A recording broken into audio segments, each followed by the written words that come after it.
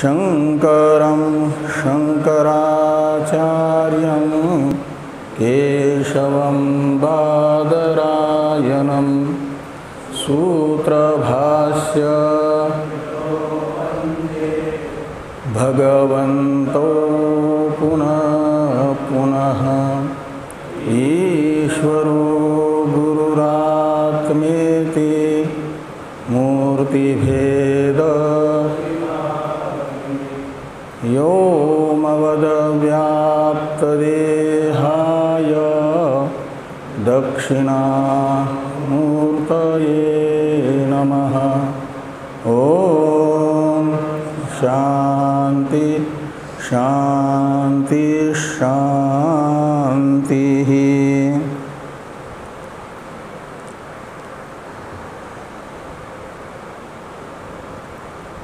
कृष्ण यजुर्वेदीय तैत्रीय उपनिषद के ब्रह्मानंद वल्ली नामक द्वितीय अध्याय के 9वें अनुवाक का विचार हम लोग कर रहे हैं।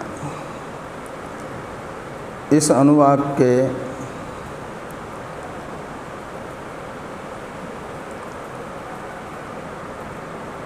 हम लोग द्वितीय कि प्रथम मंत्र का ही विचार कर रहे हैं। इसमें एक ही मंत्र है 9वें अनुवाक में। इस मंत्र के यहाँ तक की इस मंत्र के एतम अवाव न तपति किम अहम साधु ना करवम किम अहम पापम अकरवम इति, इस वाक्य के व्याख्यान रूप भाष्य की चर्चा हम लोग कर चुके हैं। अब स य एवं विद्वान एते आत्मानं स्पृणुते, इसके व्याख्यान रूप भाष्य की चर्चा होनी है। तो इस वाक्य के अवतरण के रूप में भाष्यकार भगवान ने एक प्रश्न लिखा कि कस्मात् पुनर्विद्वांसं न तपत इति उच्यते। दो प्रकार के मनुष्य बताए गए, अज्ञानी ज्ञानी। उसमें से अज्ञानी को तो मृत्यु के निकट आने पर ये पुण्य कर्म का न करना, पाप कर्म का करना, ये दोनों संतप्त करते हैं, भय उत्पन्न करते हैं अज्ञानी को। और ज्ञानी को यह भयभीत नहीं करते मृत्यु निकट आने पर भी, इसलिए कि ज्ञानी इनको अपने से भिन्न महसूस नहीं करता। ऐसा अभी जिस वाक्य का व्याख्यान रूप भाष्य प्रारंभ हो रहा है उस वाक्य में मूल में कहा गया था। स य एवं विद्वान एते आत्मानं स्पृणुते, यह वाक्य बताता है कि आत्मज्ञ साधु कर्म का न करना, पाप कर्म का करना रूप जो क्रिया है, इन दोनों क्रियाओं को अपने से भिन्न स्वतंत्र सत्ता वाला नहीं देखता है। इन दोनों को जो स्वतंत्र सत्ता वाला देखेगा तो ज़रूर फिर ये उसे अपना फल भय दिखाएंगे। और जो इनको स्वयं से अतिरिक्त सत्ता वाला देखता ही नहीं है, उसे भय उत्पन्न नहीं करेंगे ये दोनों। इस वाक्य का अर्थ है। इसी अर्थ को भाष्य में बताने के लिए ये प्रश्न हुआ कि कस्मात् पुनर्विद्वांसं न तपतः, तो किस कारण से ज्ञानी को संतप्त नहीं करते। न तपतः ये द्विवचन होने से कर्ता के रूप में ये साध्व अकरण और असाधुकरण इन दोनों को लेना। ये दोनों ज्ञानी को क्यों संतप्त नहीं करते, ये प्रश्न हुआ। तो कहते इति उच्यते, इस प्रश्न का उत्तर स य एवं विद्वान इत्यादि वाक्य से श्रुति भगवती दे रही है। तो उस वाक्यस्थ स य एवं विद्वान ये ते साधु असाधुनि ताप हेतु आत्मा इति आत्मानं स्पृणुते प्रीणयति बलयति वा परमात्म भावेन उभे पश्यति इत्यर्थ। तो ये कहते हैं कि एवं विद्वान यानी ब्रह्म का आत्मरूप से अनुभविता, ये जगत अधिष्ठान ब्रह्म मैं हूँ ऐसा जिसे बोध है, वह अपने में अध्यस्त संपूर्ण जगत देखता है। क्रिया कारक फलात्मक ही तो जगत है। तो क्रिया कारक फलात्मक जो जगत है उसे अपने में अध्यस्त देखने वाला अपने से अतिरिक्त अपने में अध्यस्त क्रियाकारक फल की सत्ता नहीं मानेगा, स्वयं की सत्ता से ही सत्तावान समझेगा, अध्यारोपित समझेगा, कल्पित समझेगा। तो जो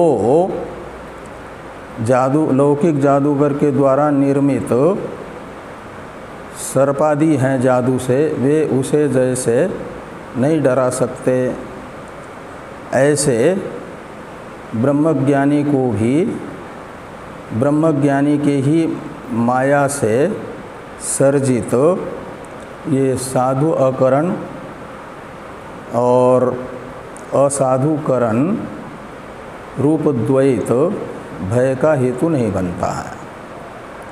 ये यहाँ पर कहा कि एवं विद्वान ये ते शब्द का अर्थ कर दिया साधु असाधुनी। साधु असाधुनी से लेना साधु असाधु, साधुकरण और साधु अकरण और असाधुकरण लक्षणा से अनुष्ठान का परामर्शक है साधु असाधु शब्द।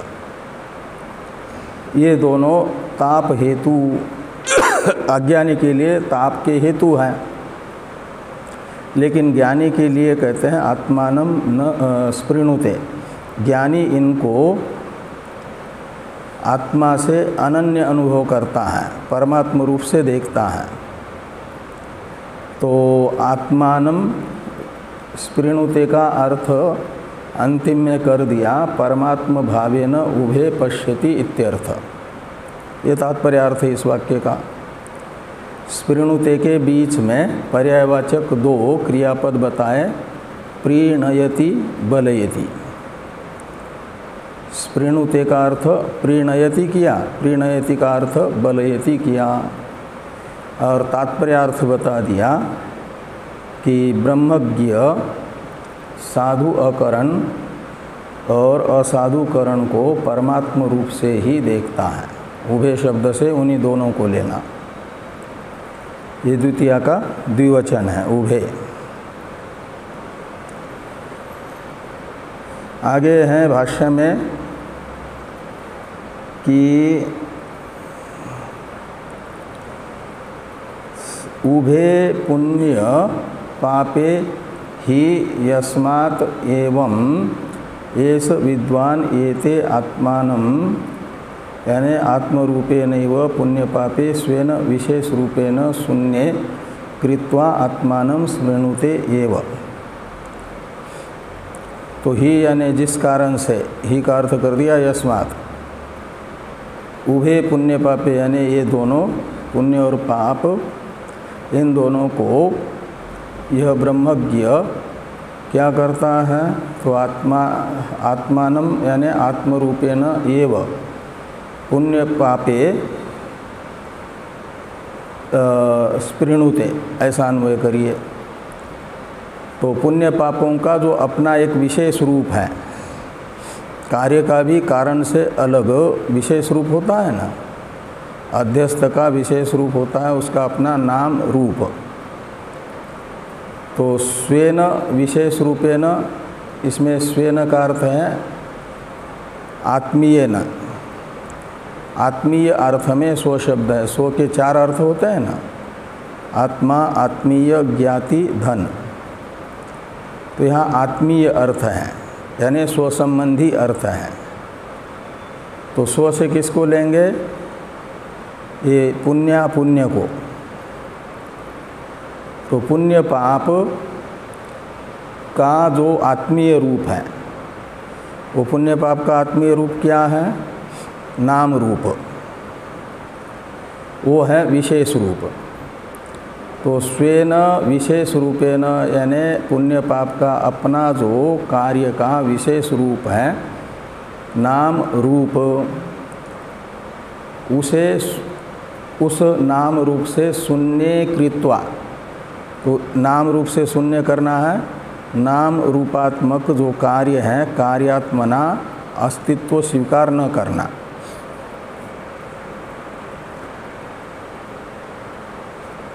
क्रिया का अस्तित्व है लेकिन कार्य रूप से नहीं। वेदांत में कार्य कारणात्मना ही सत्य है और कार्यात्मना तो मिथ्या है, कल्पित है। तो क्रिया तो कार्य है ना, कार्य होने के कारण वह अपना जो विशेष रूप रहेगा उस रूप से मिथ्या ही रहेगा, सत्ताहीन ही रहेगा। इसलिए कहा कि स्वेन विशेष रूपेण शून्ये कृत्वा। तो क्रिया का, पुण्य पाप का अपना जो विशेष रूप है, कार्यात्मक रूप, उससे उसे सत्ताहीन समझ करके उसे शून्य करना है। वो पहले से विद्यमान हो और उसे सत्ताहीन बनाना, ऐसा नहीं। बस उसे कल्पित समझना, बाधित समझना, यही शून्य करना है।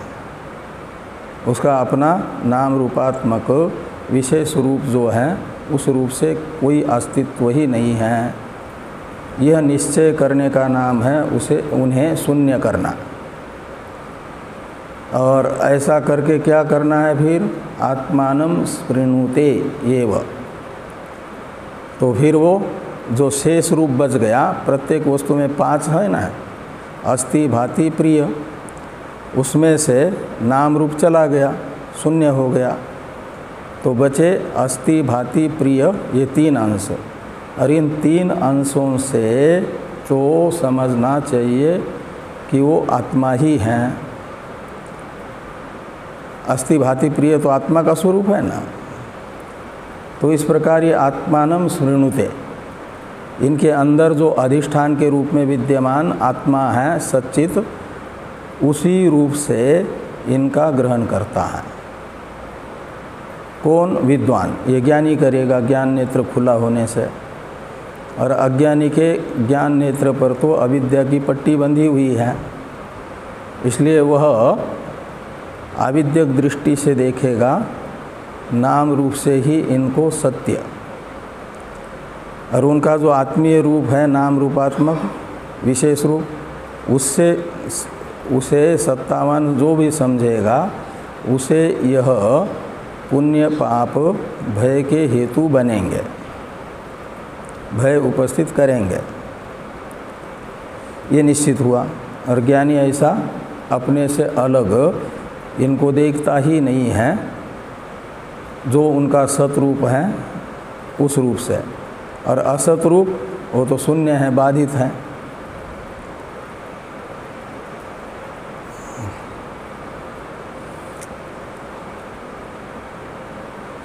अब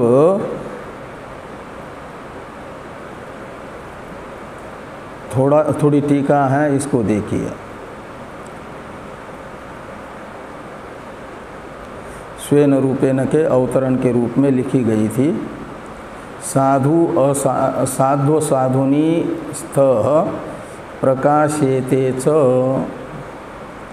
इति सत्प्रकाश मात्रम आत्मतत्वम एव तयोः स्वरूपम ततो अतिरिक्तम यद अर्थानर्थ हेतुत्वम नाम रूप विशेष रूपम तन्न वस्तु सत्प्रकाश अन्यत्वेन असत्वात् अप्रकाशमानत्वाच्च इति अभिप्रेत्य आह स्वेन विशेष रूपेण इति।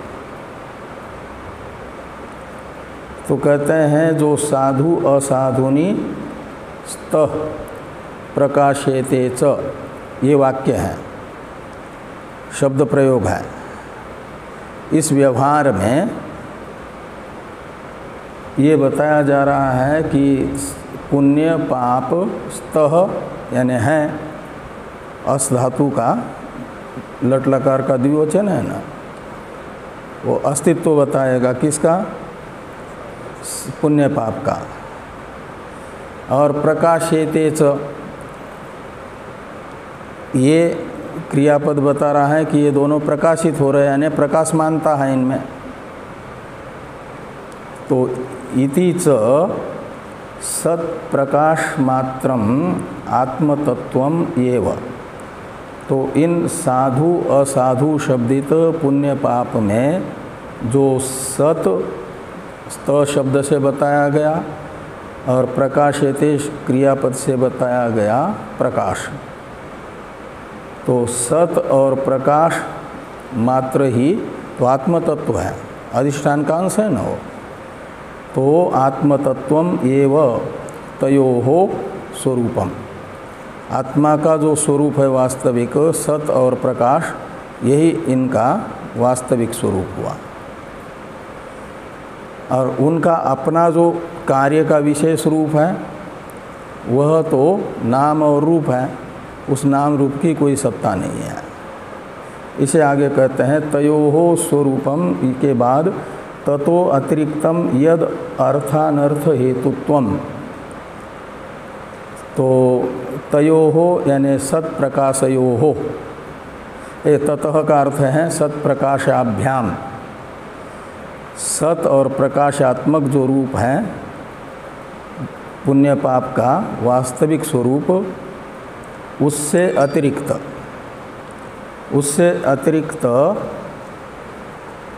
स्वरूप कैसा है, तो वो कहते हैं पुण्य और पाप का क्या नाम, वो अर्थ और अनर्थ का हेतु है। अर्थ यानी सुख, अनर्थ यानी दुख। तो सुख दुख का हेतु है किसके, अज्ञानी के। अज्ञानी के सुख दुख का हेतु है सत और प्रकाश से अतिरिक्त स्वरूप पुण्य पाप का। और नाम रूप विशेष रूपम, वही बताया, नाम रूप नाम विशेष रूपम, यानी नाम तथा रूप, विशेष नाम और विशेष रूप, ये द्वंद्व के बीच में श्रूयमान पद का भी दोनों के साथ अन्वय होता है। नाम विशेष रूप विशेष ऐसा करना। तन्न वस्तु, तो तत् यानी ये जो नाम रूपात्मक स्वरूप है सुख दुख का हेतु धर्माधर्म का, यह वस्तु नहीं है, यानी पारमार्थिक नहीं है। क्यों, तो कहते हैं सत प्रकाश अन्यत्वेन असत्वात् अप्रकाशमानत्वाच्च। सत और प्रकाश से अन्य होने से, भिन्न होने से वो असत हो गया, इसलिए उसे जो असत होगा उसको वस्तु कैसे कहेंगे, और जो जड़ है उसे वस्तु कैसे कहेंगे। वस्तु तो सत और प्रकाश रूप होती है। इस प्रकार ये कहा गया सत प्रकाश अन्यत्वेन असत्वात् अप्रकाशमानत्वाच्च कस्य विशेष रूपस्य, ऐसे ऊपर से जोड़ देना। तो जो विशेष रूप है साधु असाधु का, वह नाम रूप से क्या नाम रूपात्मक वह सत और प्रकाश से भिन्न होने से असत होगा, जड़ होगा। या प्रकाश शब्द से लेना चेतन। इस अभिप्राय से भाष्य में भाष्यकार भगवान ने ये लिखा कि स्वेन विशेष रूपेण शून्ये कृत्वा,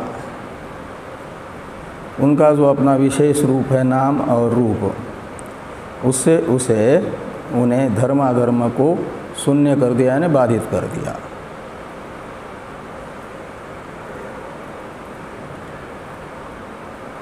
अब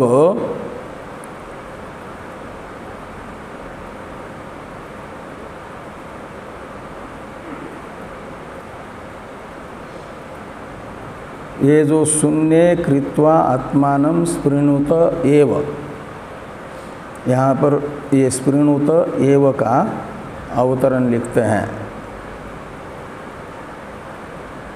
उससे पहले एक वाक्य स्वेन रूपेण इत्यादि के विषय में लिखते हैं टीकाकार।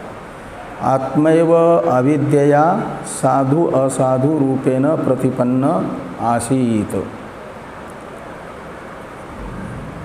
तो जो आत्मा है वही अविद्या से यानी माया से साधु यानी पुण्य और असाधु यानी पाप रूप से, ये उपलक्षण है क्रिया कारक फल भेद इन सब का, जगत मात्र का, और उस जगत रूप से प्रतिपन्न आसीत। आत्मा को ही अज्ञानी ने अविद्यावशात जगत के रूप में समझ लिया। प्रतिपन्न आसीत का मतलब निश्चितम आसीत, आत्मा का ही जगत रूप से निश्चय कर लिया, क्योंकि जगत का वो विवर्त है। जैसे भ्रांत पुरुष रस्सी का ज्ञान होने से पहले सर्प को सत्य ही निश्चित सत्यत्वेन रूपेण ही निश्चित करता है ना, ऐसे ही अज्ञानी ने अविद्यावशात पुण्य पाप को सत्य समझ लिया, स्वतंत्र अस्तित्व दे दिया। इदानीन्तु ये साधुनी साध्वसाधुनी मम अर्थ अनर्थ हेतु बभूवतुः ते आत्मैव इति ज्ञानेन स्वात्मानं साध्वसाधु करणेन प्रीणयति एव। लोकदृष्ट्या निष्पद्यमाने पुण्यपापे दृष्ट्वा ऋष्यति च विद्वान् न बिभेति इत्याह स्मृणुत एव। ये इदानीम से लेकर के यहाँ तक का ये अवतरण है। और इदानीम से लेना ज्ञान अवस्था को।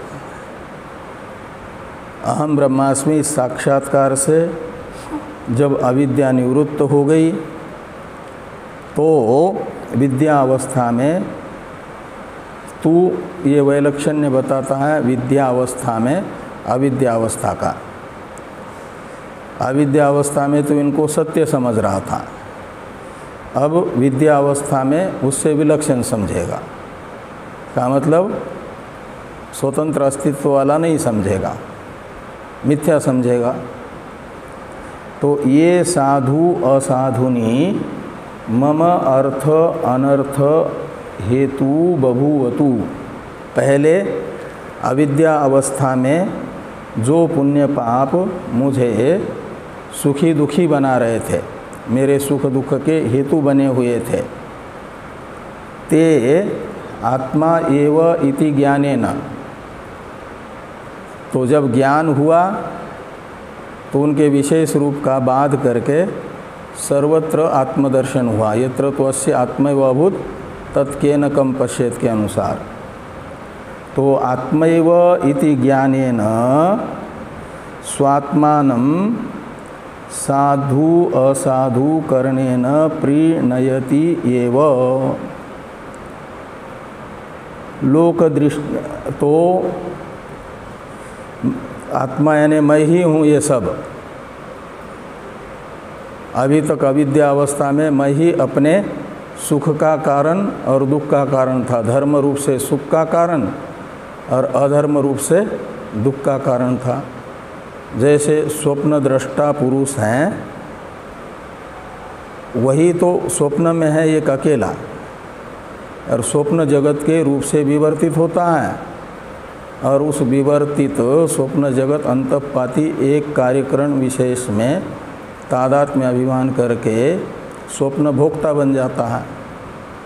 फिर स्वप्न में जो उस स्वप्न भोक्ता का अनुकूल जगत है उससे सुखी होता है, प्रतिकूल जगत है उससे दुखी होता है। वस्तुतः अनुकूल प्रतिकूल जगत जो इसके सुख दुख का हेतु बना है, उसके सहित स्वप्न भोक्ता सहित स्वप्न भोग्य जगत और स्वप्न का भोग सुख दुख का अनुभव, ये सब का सब एक स्वप्न दृष्टा ही है ना। लेकिन ये समझ में आएगा कब? जगेगा तब, स्वप्न दृष्टा का अनुभव होगा तब। ऐसे ही जागृत संपूर्ण जागृत जगत का जो दृष्टा है, यह जागृत स्वप्न सुषुप्ति मवैति नित्यम से बताया गया। वो जो है जगत का साक्षी, उसे कहा जाएगा जागृत दृष्टा। उसका ज्ञान हो जाएगा मैं के रूप में। और जो अभी हम लोग अपने को मैं समझ रहे हैं, कोई अपने को पामर समझ रहा है, कोई विषय समझ रहा है, कोई जिज्ञासु समझ रहा है, कोई ब्रह्मचारी समझ रहा है, कोई सन्यासी समझ रहा है, कोई वृद्ध समझ रहा है, कोई युवा समझ रहा है। ये स्वप्न जगत के अंतःपाती जागृत पुरुष के तरह है। जैसे वहाँ स्वप्न भोक्ता है, ऐसे जागृत भोक्ता है विश्व।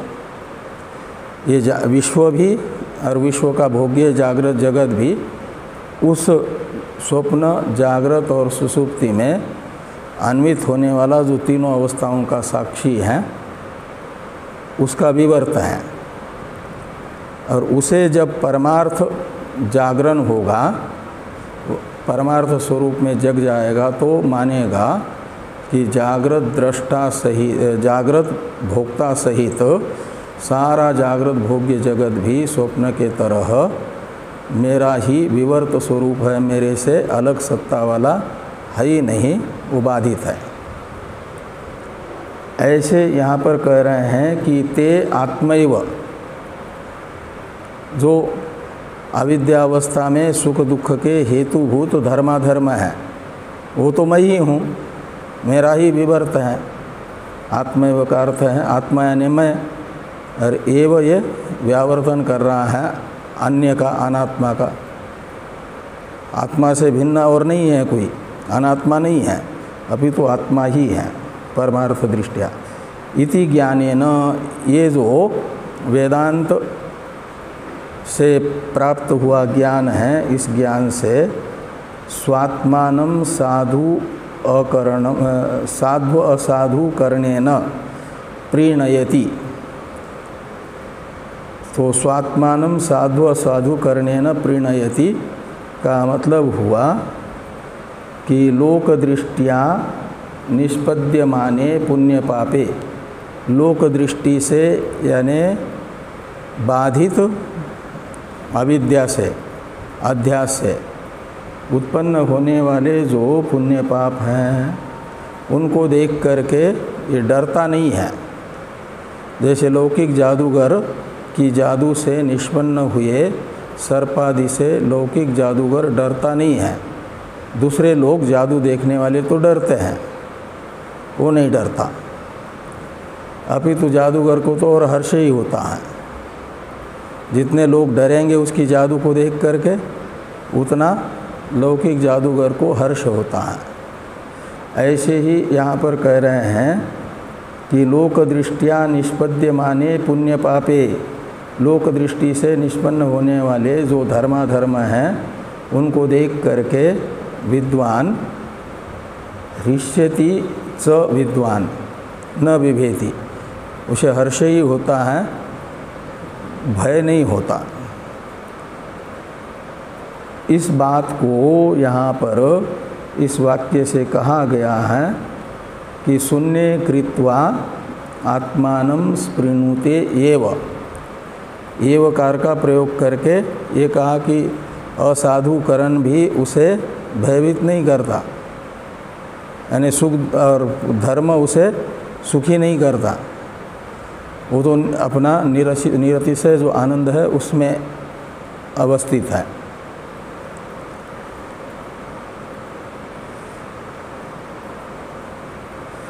आगे हैं भाष्य में, को य एवं वेद,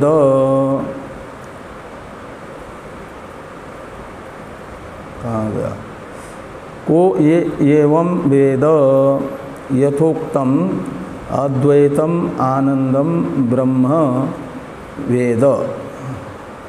तो कहते हैं ये कौन ऐसा जानता है, धर्माधर्म मेरा स्वरूप ही है, मेरे से अलग नहीं है, ऐसा कौन जानता है। को य एवं वेद, इसका अर्थ है।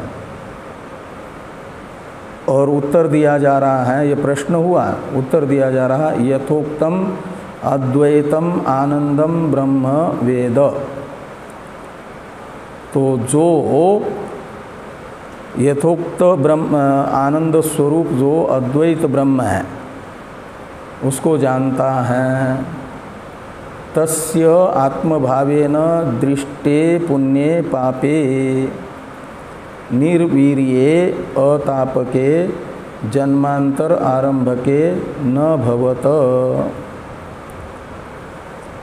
तो जो अपने से अनन्य देख रहा है इन पुण्य पापों को, तस्य यानी ज्ञानी न आत्मभावेन दृष्टे पुण्य पापे, अपने स्वरूप से देखे गए जो पुण्य पाप है वह ब्रह्मज्ञ के कैसे होते हैं, निर्वीर्ये अतापके जन्मांतर अनारंभ के,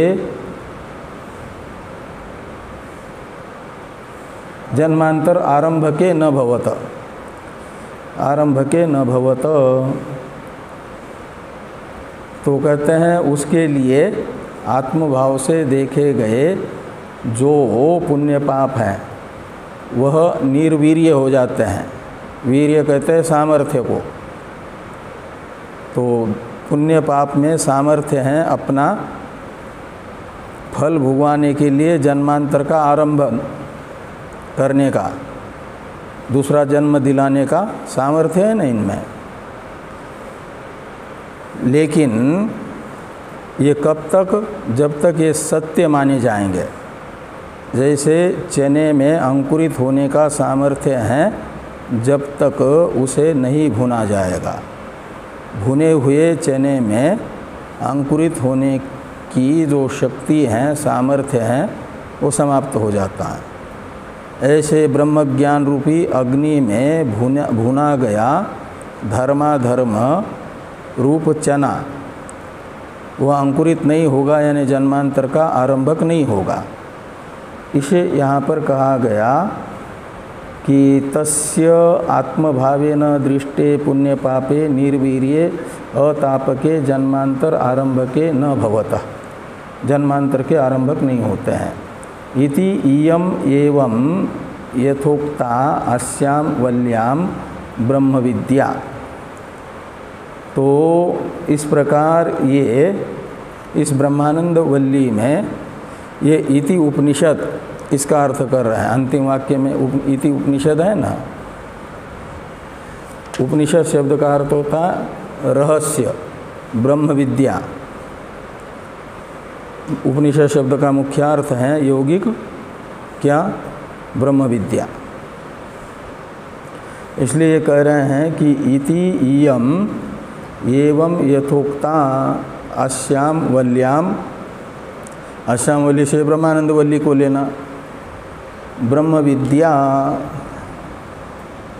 ये उपनिषद शब्द का अर्थ हुआ ब्रह्म विद्या। वो सर्वाभ्यो विद्याभ्य परम रहस्यम दर्शितम।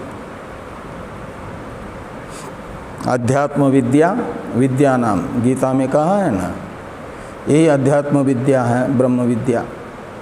ये सभी विद्याओं में परम रहस्यात्मिका है ब्रह्म विद्या। क्योंकि कहते हैं इसमें परम श्रेयो अस्याम निषन्नम इति, तो इस विद्या में परम श्रेय निहित है। निसन्नम यानी निहितम, स्थितम।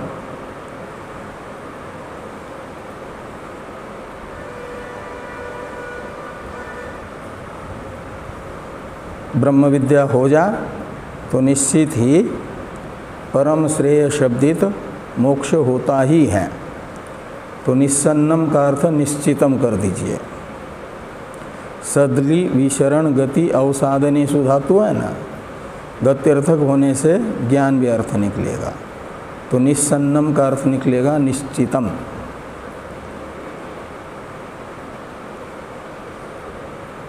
दो चार पंक्ति भाष्य में है, फिर ये अनुवाक ही पूरा होगा, वल्ली भी पूरी होगी। इसको कर लें तो ब्रह्मवित् इदम एक विंशति, अच्छा ये वो बताया जा रहा है।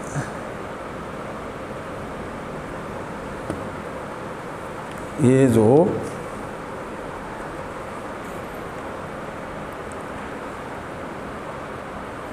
सत्यम योगो महा अष्टादश विज्ञानम प्रियम मोद प्रमोद, यानी वो जो 10-10 के वो पहले बताए थे ना, वो करके प्रत्येक अध्याय के समाप्ति में इसमें कितने वाक्य हैं। वो ब्रह्मविद आपनोति परम से लेकर के शुरुआत करके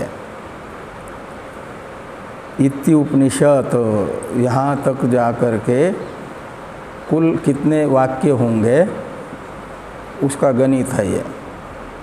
इसको कल ही करके फिर आगे वो करेंगे भृगुवल्ली का प्रारंभ।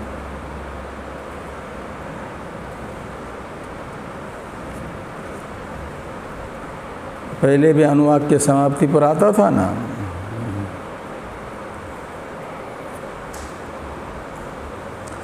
ओम शन्नो मित्रः शं वरुणः शन्नो भवत्वर्यमा शन्न इन्द्रो बृहस्पतिः शन्नो विष्णुरुक्रमः। नमो ब्रह्मणे नमस्ते वायो त्वमेव प्रत्यक्षं ब्रह्मासि त्वामेव प्रत्यक्षं ब्रह्म वदिष्यामि ऋतं वदिष्यामि सत्यं वदिष्यामि तन्मामवतु वक्तारमवतु अवतु माम् अवतु वक्तारम्। ॐ शान्ति शान्ति शान्तिः। शङ्करं शङ्कराचार्यं केशवं बादरायणं सूत्रभाष्य कृतौ वन्दे भगवन्तौ ईश्वरो गुरुरात्मेति मूर्तिभेद व्योमवद्व्याप्तदेहाय दक्षिणामूर्तये नमः।